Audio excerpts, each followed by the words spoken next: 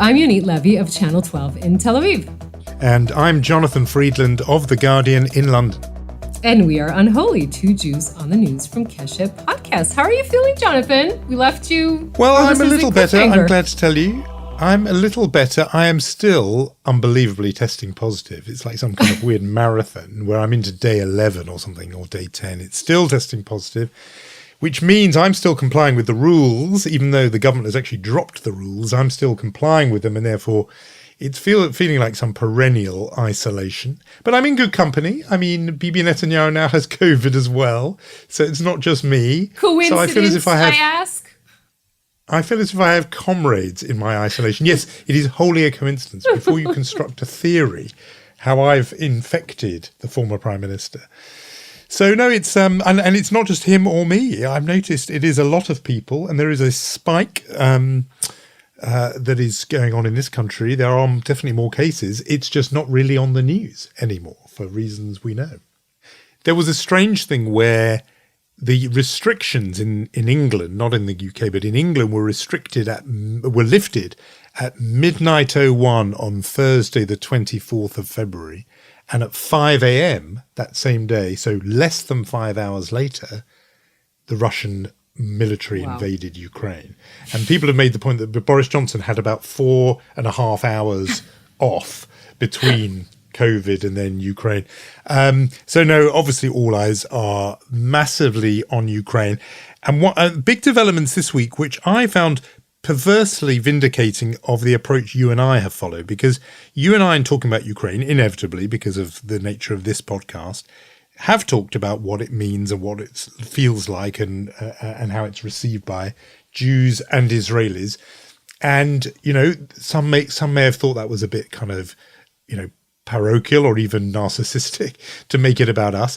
But developments this week, Yoni, have suggested that it's not just us who think Israel have a role in this story.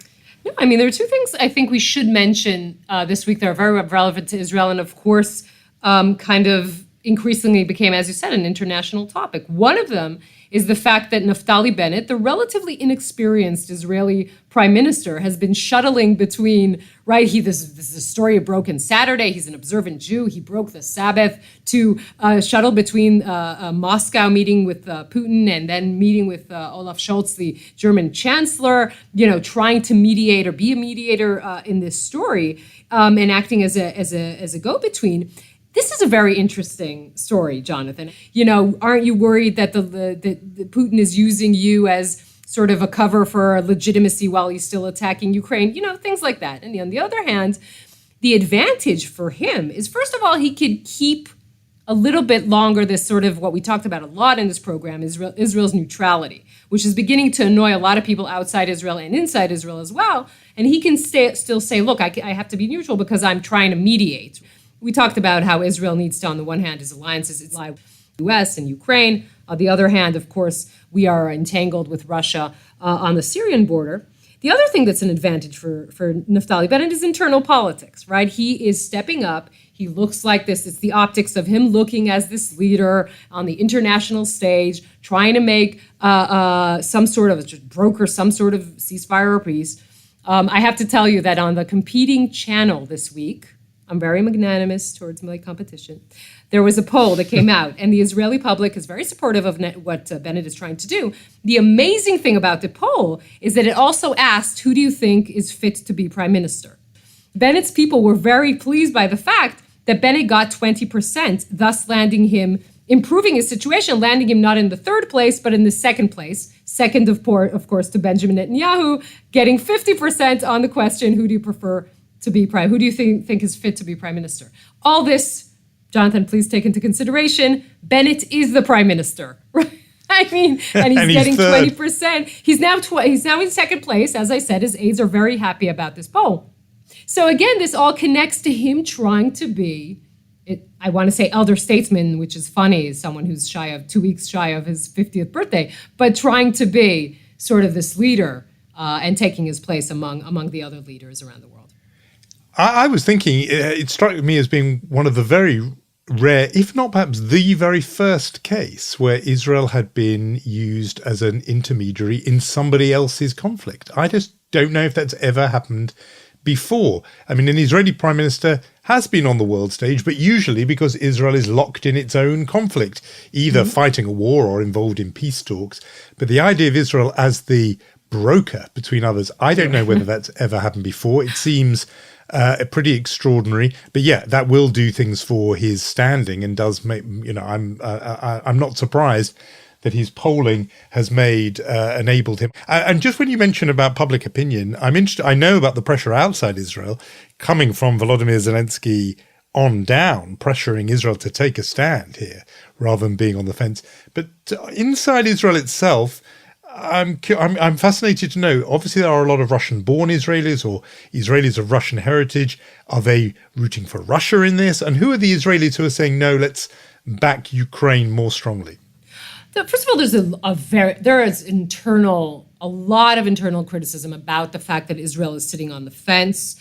A lot of people who are being very supportive of Ukraine. You had pictures of people. You have people walking around with Ukrainian flags.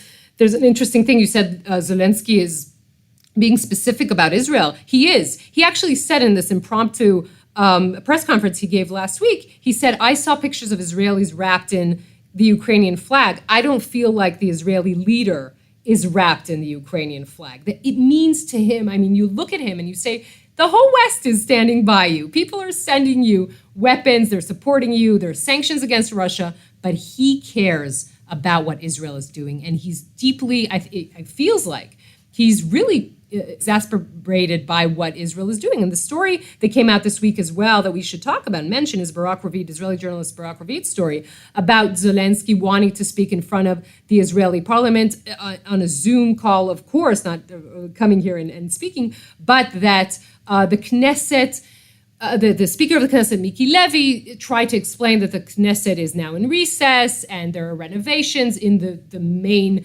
hall, so maybe he can speak to the to the members of Knesset by a Zoom conversation individually. The Ukrainians got very upset and said no. This became a huge story, and I think more than anything, it kind of is indicative of just how angry the Ukrainians are at Israelis. I would just, and this is of course me kidding, but I'm just saying, if you really want to see the Israeli government freak out, I think Zelenskyy should try saying that he wants to have an Israeli citizenship, make aliyah under the law of return, and then see what the Israelis try to do. But that's just a joke. Obviously, the Ukrainians are quite upset. That would be the PR coup to end all PR coups. The man who is the world's most admired person right now, if he was to decide to become a citizen of Israel, I think the PR and Hasbara community could stand down. Their work would be done. Now, this is the right moment to introduce our very special guest, Anne Applebaum. It has been just essential reading throughout this whole crisis. As listeners will know, she's a staff writer at The Atlantic, but a real expert on Eastern Europe and particularly Ukraine. She wrote an absolutely brilliant book called Red Famine, Stalin's War on Ukraine. Author of Iron Curtain, The Crushing of Eastern Europe, so telling us that is nothing new. And most recently, Twilight of Democracy, The Seductive Law of Authoritarianism. Anne Applebaum, great to have you on Unholy. I thought we should just dive right in and put this question to you. There are two views emerging, really, just crudely defined. I mean, on the one hand, Joe Biden and a whole lot of world leaders saying, we just cannot take the risk of entangling militarily with a nuclear power, and therefore there will be no direct military confrontation of Vladimir Putin. And then on the other hand, which I'm going to call the Garry Kasparov view associated with the great chess grandmaster, who says, look, dictators only stop when they're stopped, and that means by force. So between those two broadly defined views, Biden and Kasparov, and where do you stand? So I probably lean further towards Gary. I believe that we could do more. It's important to understand that what we are doing, we are arming the Ukrainians. We're giving them anti-tank weapons. We're giving them intelligence. We are giving them humanitarian aid and financial aid of various different kinds. We are already supporting them. This is already a proxy war. I think the difficulty is that We haven't had a proxy war in a long time. I think you have to go back to Afghanistan in the 1980s. And nobody really knows what the rules are. And in particular, nobody knows what the rules are with Putin in power rather than a Soviet Politburo with which we're familiar and whose red lines we understood a little bit better. I do think that we could give the Ukrainians planes. I think that we could be doing more in terms of teasing the Russians. I don't know why we're not doing major military exercises in the Baltic Sea right now. I don't know why we aren't drawing Russian troops away from this area in more creative ways. Right now, as a political science professor said to me yesterday, Putin has the escalatory, momentum behind him. I don't know why we've allowed that to happen. Why is he dictating the terms of this conflict? Why don't we scare him about what we might do? I do understand the fears of Biden and everybody else and Macron and Schultz and Johnson. I understand that people don't want a nuclear war, and I understand that people don't really know what would provoke one. There isn't a rule book that will tell us. But I do agree that allowing Ukraine to be destroyed, physically destroyed, and we have 1.5 million refugees already, creating 2 million refugees, 5 million refugees, 10 million refugees will be so catastrophic for Europe and for Ukraine that I don't think we can allow that to happen. And so I think what I'm hoping is that in the next few days, we become more creative in what we're doing for the Ukrainians. That is the side of the West, Anne, but I want to kind of go back to the side of Putin. And I think it is pretty clear that we could say that he has miscalculated, right? I mean, he underestimated the Ukrainian resistance. I think he underestimated the West's resolve, and he probably thought his army was better prepared for this. What does that make a man like him do? Does it make him sort of increase the ferocity of the onslaught, or the other way around, push the brakes?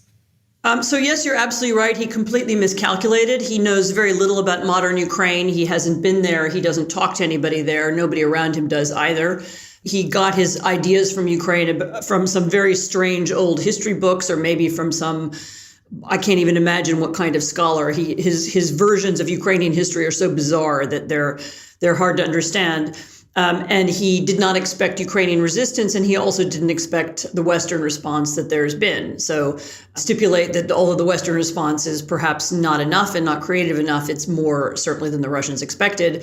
The quality and quantity of the weapons that have been given to Ukraine, the amount of intelligence that has been given to Ukraine is more than he thought. So far, we know what his first response was. So his first response to not succeeding in 48 hours, which was the original plan, is to bombard and destroy Ukrainian cities. And so what we're watching now is pure violence. The Ukrainian army is able to fight the Russian army on the ground. So when they do try to advance, they are pushed back. What the Ukrainian army is not able to do is to stop bombs and missiles raining from the sky. That's why the Ukrainians keep talking about a no-fly zone, because that's the thing that they can't stop. And so Putin is using that air advantage to literally destroy cities. I mean, he now appears to be targeting hospitals. This is something that he did in Syria, so we shouldn't be surprised by it. And he's trying to intimidate the population and, as I said, perhaps to create refugees on purpose. That's the current game plan, and that could get worse. If he, right now it's a handful of eastern Ukrainian cities. Next could be Kiev.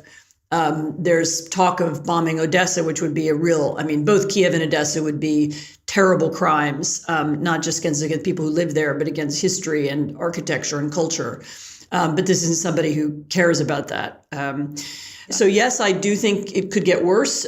He has been very clear, and he continues to repeat the idea that his goal is not just, creating a land bridge from Crimea to Russia, but actually conquering and controlling Ukraine. He wants a puppet government. He wants some kind of weak government in Kiev that he can direct and control. And he's said that several times. He said it to Macron a few days ago. He hasn't yet lowered his expectations. And so, yes, it could get more dangerous.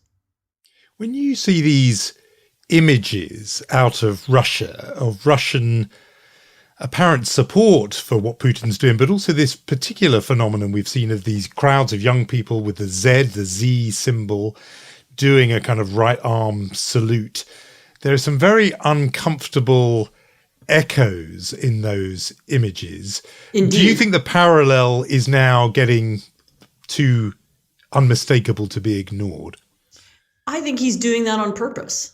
I think first of all, one of the odd things about the support for the war is how orchestrated it is. I mean, there aren't spontaneous crowds, cheering on the troops. There's nothing like that.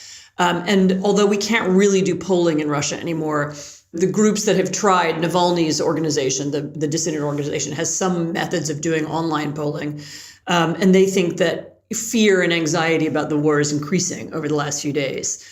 So we're not seeing any spontaneous support. What we're seeing are these orchestrated, state-planned videos and organized, displays of, youth doing the Hitler salute and wearing Z's on their chest instead of swastikas. Yeah, I think that's deliberate. I think that's an intimidation tactic. Look how united we are. We are, and he's trying to remind people of the worst episodes in European history so that we're more afraid of him. And he's doing that even as he's meanwhile saying that Kiev is in the hands of neo-Nazis and that he's the guy who's denazifying. Yes. I mean, I think one of the goals, and this has been brilliantly explained by my friend Peter Pomerantsev, who's a great expert in Russian propaganda.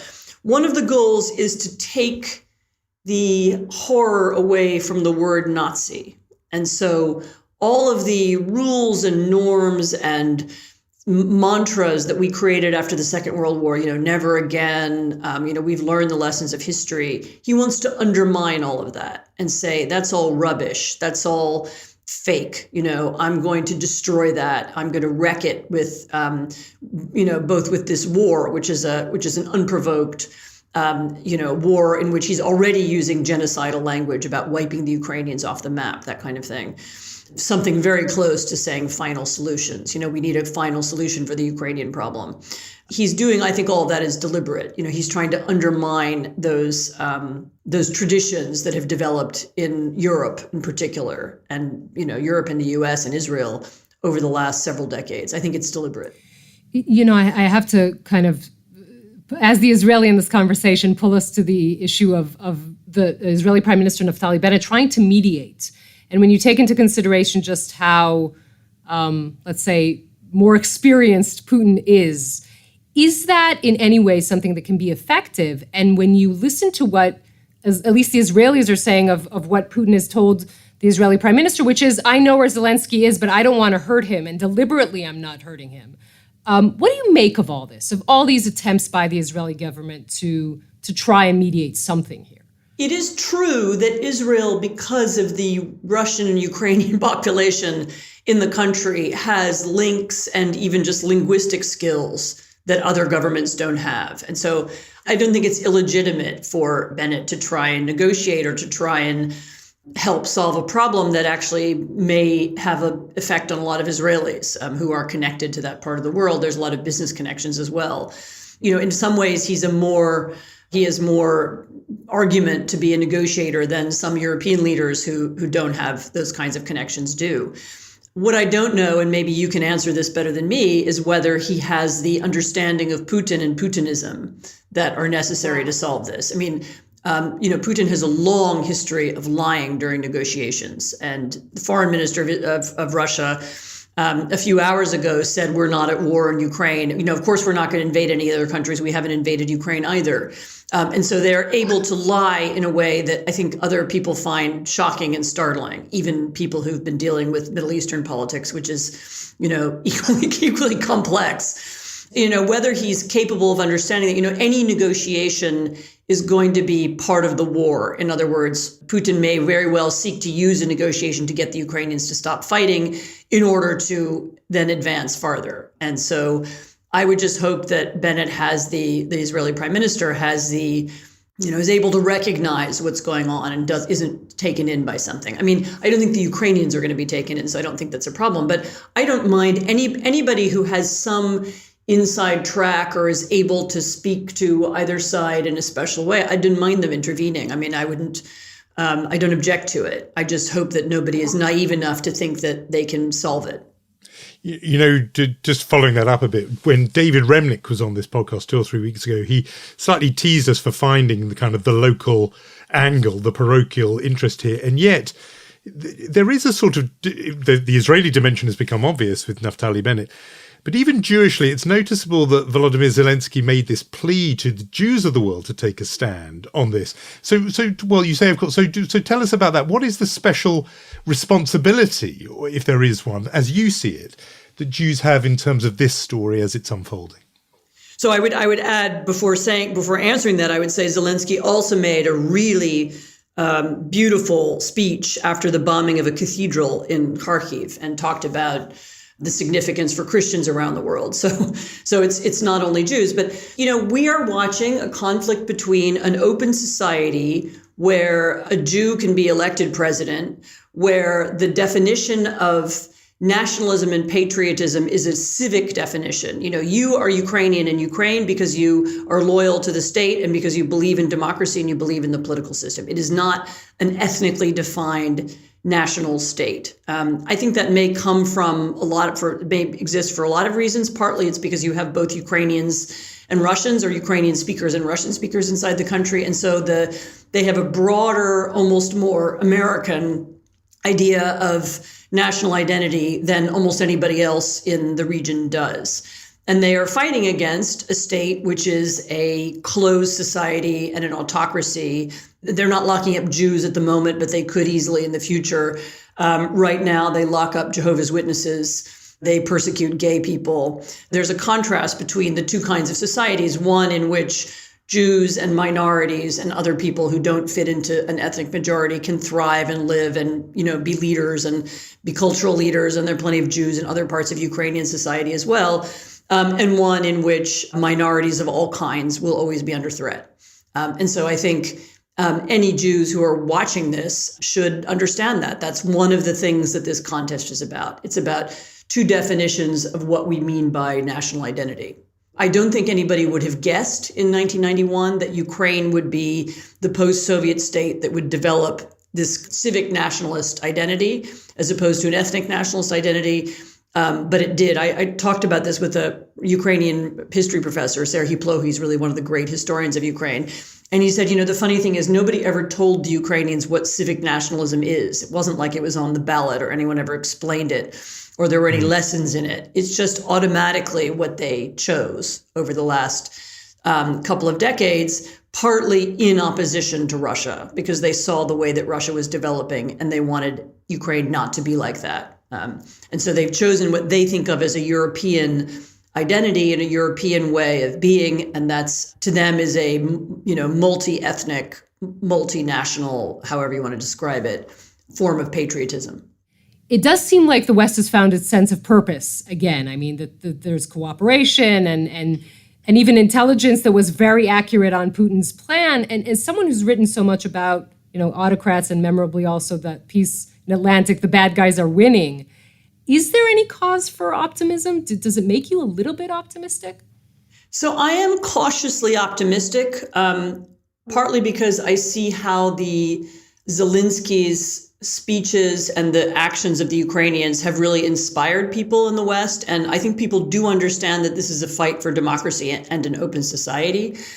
Somehow we'd allowed the idea that democracy is something you can really fight for and really care about to slip away from us. And I think that is what people are seeing and admiring all across Europe and the United States. I am cheered by that. I am cheered by the amount of support that Ukraine is getting, by the military support, by the huge humanitarian support. Actually, my whole email inbox is full of fundraising invitations and, charities to donate to. And almost everybody I know is now doing something for the Ukrainians. And so and that's not coming from the government. I mean, those are grassroots. I see that and I feel that and I'm cheered by it. I am still worried. I'm still worried that there could be bad outcomes and that, Ukraine could lose. Or that the outcome would be some uncomfortable and unhappy negotiation, which, just keeps the unstable situation more unstable. And I really do feel that I'm not sure that the leaders of the West have yet understood that we have to win. We have to win this war. And it's very important for the future of the West and the safety of NATO that we win.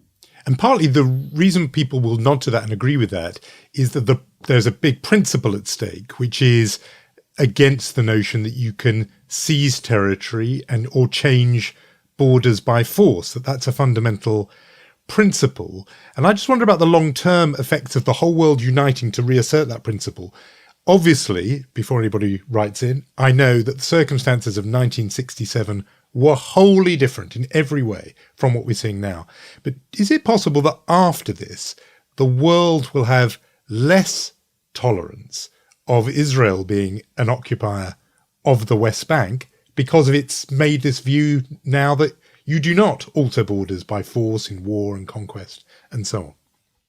That is very hard for me to say. I mean, I suppose in one way, Israel is very lucky because Israel has now completely disappeared from all front pages. No one's going to talk about it for a long time. So it's lucky you. I mean, that's not so good for some other places. The plight of the Afghans hasn't really changed or improved thanks to this war, but that's kind of off the agenda as well. But it may be that a lot of things look retrospectively worse now. The Israeli occupation, the U.S. war in Iraq, quite a number of events in the last several decades might get re-examined in the light of this catastrophe. Yes, it's possible. I do want to continue that and say, obviously the whole world, this is happening in an open air auditorium. The whole world is looking at what Russia is doing, what Ukraine is doing, and what the response is. Does that, it proves, okay, you should take dictators and autocrats at their word. You should stand up to them early.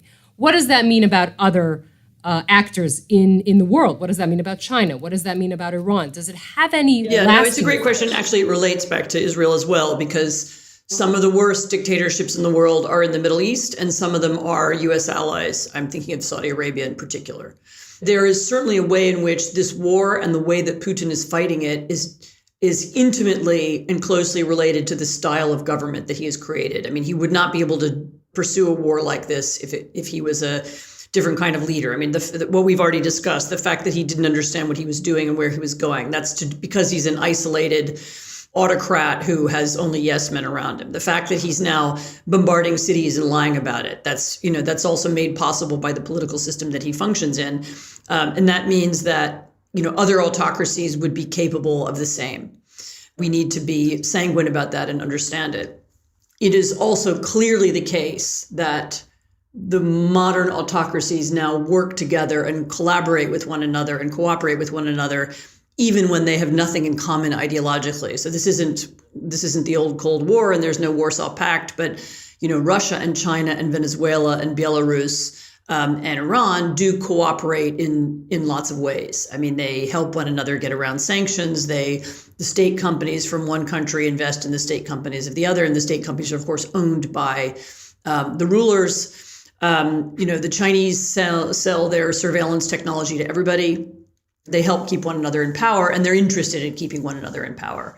And so absolutely the Chinese and the other dictatorships in the world are watching what's going on, and the Western response is something that they're going to remember. And so I'm sure the Chinese are watching this with some interest, and they will be paying a lot of attention to how it comes out.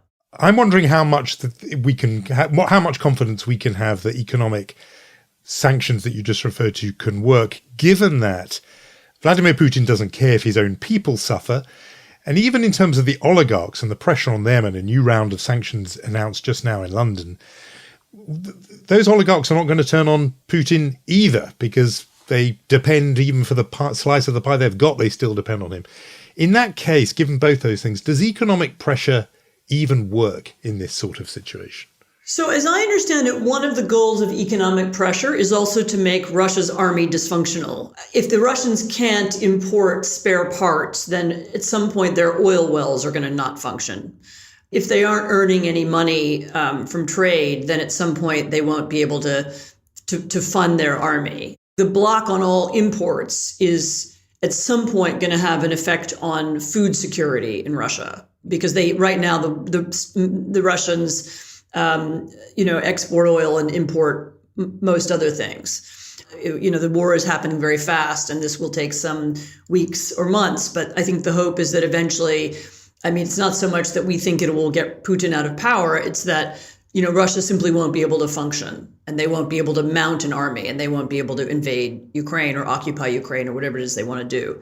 As I say, my fear is that it's just too slow. It will take too much time for that to happen, if indeed that can even happen. And, one of the other oddities about particularly these sanctions, which include one or two elements that have never been tried before, in particular this freezing of Russian foreign reserves, that's never been done to a country that's as integrated into the world economy as Russia is. And what the knock-on side effects of that are going to be are very, we just don't know.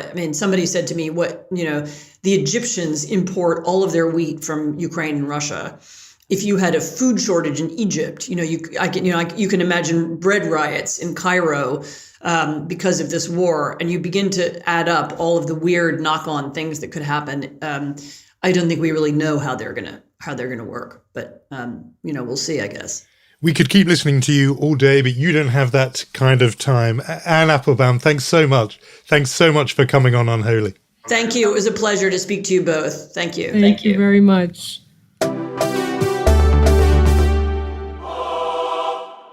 You said it, Jonathan. I could listen to her for another hour or two.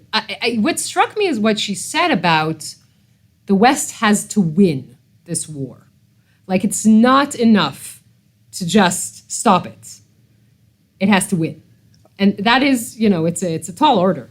It definitely is, but you can see why she says it because of this point of principle that's at stake. And this is the Garry Kasparov position, that you have to stop a dictator and just, briefly pausing a dictator is not enough because they will come back for more. And in a way, we've already seen that because he did Crimea in 2014 and has come back for more now. So there's a real principle here which has to be defeated. And yet what I thought, and I'm exactly the same on this one, I thought it was very noticeable that on the opening dilemma, this predicament of if you do military action directly, you risk a nuclear war, but if you don't, you risk him just continuing to kill and kill and kill.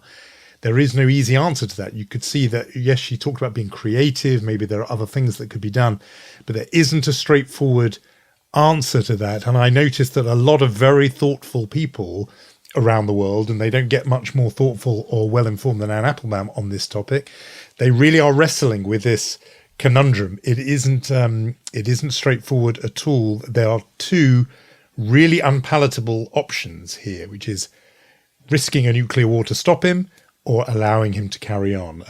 These are not welcome choices by any means. But the world does not stop, and there are other things going on. And especially in your part of the world, I find it amazing that we talked the other day about the Iran track, and that there are still talks going on, and potentially even a breakthrough, even with Russia and the United States involved. But there's other things going on in the region, so why don't you fill us in? Yeah, sure. And they're all related. I think they're all associated with the notion that countries around the world are kind of recalibrating their alliances, right? In light of this, what is happening in Ukraine. And so I want to talk just a little bit about the Israel-Turkey rapprochement, which is going on this week.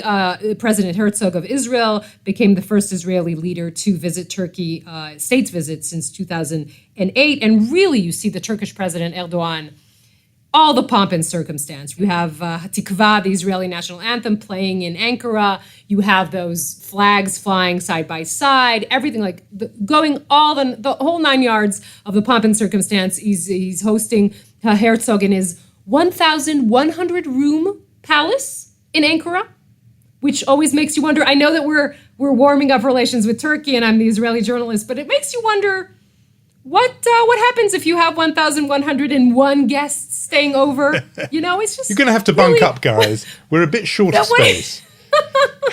What do you do with such a huge? Okay, never mind. But so obviously we have to say, and pause on this for a minute, the relationship between Israel and Turkey ever since Erdogan took charge has known more downs than ups.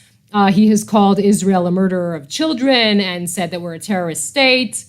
Of course, the lowest point of our relationship is the Mavi Marmara story. Israel raided a Turkish flotilla on its way to Gaza. There were armed activists, and there was a struggle between them and the Israeli army. There were 9 killed and 10 Israeli soldiers wounded. Israel had to apologize for this. This is in 2010, but relationships really didn't bounce back from that. So the question here is, Jonathan, what happened to the Turkish president to make him change his mind, or a little bit of his mind at least, vis-a-vis Israel? The answer, James Carville was right on the money on that, mind my pun, and that is always the economy. The Turkish economy is in shambles. The more Erdogan is becoming a tighter autocrat, and these things are connected in my opinion, the economy is in shambles. There's a new-ish administration in Washington that's watching him closely, and he feels like he can reach out to Israel. There's also, of course, the issue of natural gas involved.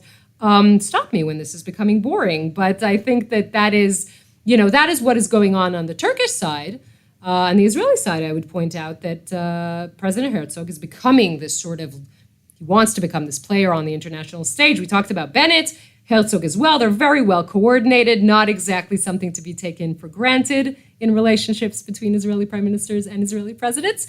And this also begs the question, of course, what are his plans when he ends his tenure as president? But that is, of course, in the future. So much going on. I mean, it just does show you that this Ukraine crisis is, to paraphrase Tony Blair after 9/11, it is shaking up the kaleidoscope, and everything is looking very different, because you have this, for one thing, Ankara playing the role of host for these talks. Turkey was the venue for the talks between the Ukrainian and Russian foreign ministers. They went to Turkey for those conversations. But, Turkey has played a role too. It's supplying drones to Ukraine, so it hasn't completely stayed on the fence. It just shows you the way all these alliances, everything is going to look very, very different afterwards. But the notion of Israel having this sort of diplomatic flourish over this crisis, and Naftali Bennett as mediator, and as you say, Herzog playing this very interesting role that the Israeli president can play of a sort of unofficial or semi-official diplomat. It's all going on. We have some awards to hand out, as always, on this show, and I think you're going to kick us off with a chutzpah award. I was. I don't know if you've noticed, Jonathan, that it is International Women's Day this week. Yes, of course, I noticed. Very much so. I feel that you're walking very thinly. You feel like you're walking a thin line. No, what I wanted to say is, look, obviously this is a day that started out in the beginning of the 20th century, socialist movements and suffrage movements, and then it was officially adopted by the UN in 1977. All very important. This is an important day to talk about important issues.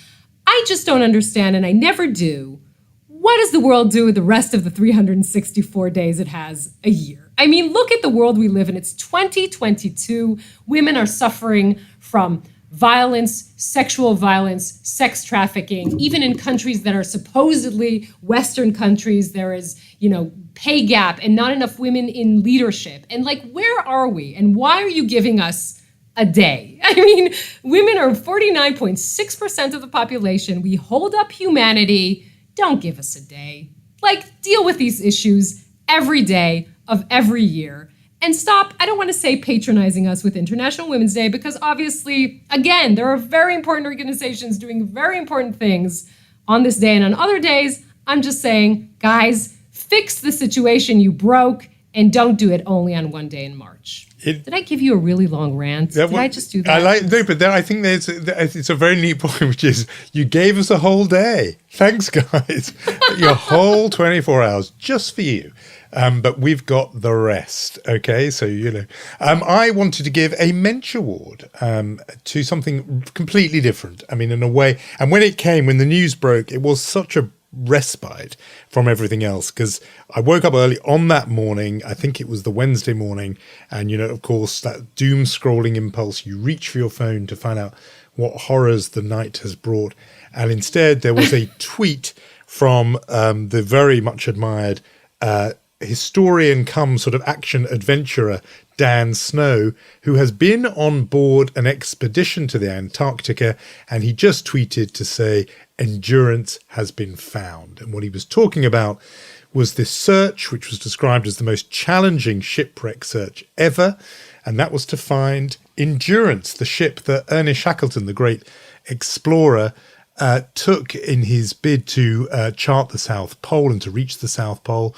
It sank over 100 years ago, and there was the shipwreck had never been found, and they found it just over 3,000 meters below the surface.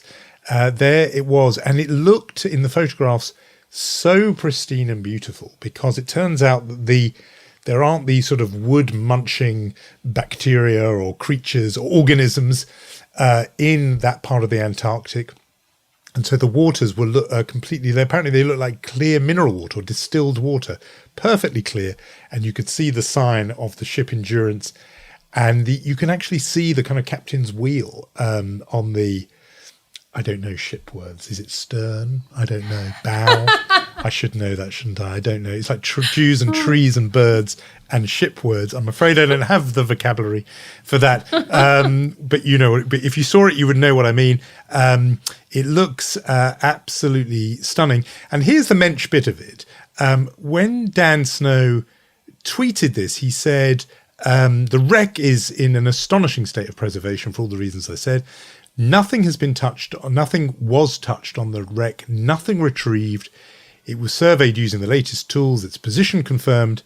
It is protected by the Antarctic Treaty, and nor did we wish to tamper with it. So they didn't lay a finger on it. All they wanted to do was to know where it is, mark the spot on the maps of Antarctica and the Antarctic Ocean, and they've done that, and they've done it without any gain. Apparently there was an anonymous donor who funded it to the tune of 10 million, but they got nothing material from it, just the knowledge that that's where it is and these wonderful images. So I think mensch of the week to the crew of the Endurance 2022 mission, and particularly for leaving it exactly as they found it. A wonderful mystery resolved. The headline I take from all of this is that you said, Jonathan Friedland says, I don't have the vocabulary. This is what I take. I'm kidding. I think that this is a perfect mensch award, and it's a mensch upon a mensch, because Shackleton himself is such a mensch, and you're such a mensch for choosing this, because I love these stories. So, this is perfect. It's perfect.